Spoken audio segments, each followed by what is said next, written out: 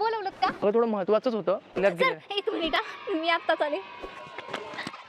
भाई आज मास्तर प्रपोज करतो का काय किंवा सर बोला आता. खूप दिवसांपासून बोललो नाही, खूप महत्वाचं आहे, सो म्हटलं आज बोलून टाकावं म्हणून मी म्हणत होतो. सर ऐका मी एकच मिनिटात आले. सर मी एकच मिनिटात आले. बाय बाय बाय बाय राणी मास्तर तर नुसतं प्रपोजच आहे बाई.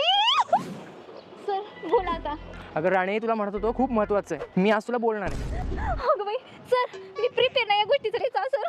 अगं पण अगं बाई राणी कधी ना कधी या गोष्टीसाठी तुला प्रिपेअर व्हायचंच होतं बाई. मास्तराची मिसेस तर व्हायचंच होतं राणी तुला. सर राणे, गेले 6 महिने झाले तू. 6 महिने झाले सर, मला कळलं कसं नाही. अगं राणे, झाले 6 महिने तू ट्युशनची फीस देत नाही, कधी देणार आहेस?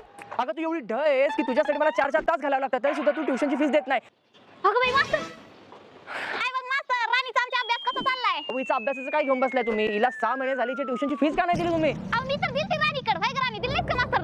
अगं मम्मी मी दिलेच होते, म्हणजे नाही देणारच होते, पण काय झालं मास्तर पण होते.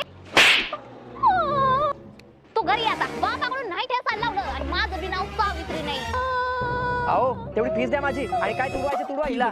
ठेसायला लावते मी, ठेचणीच सुटावं एवढं ठेसायला लावते. तू ये घरी.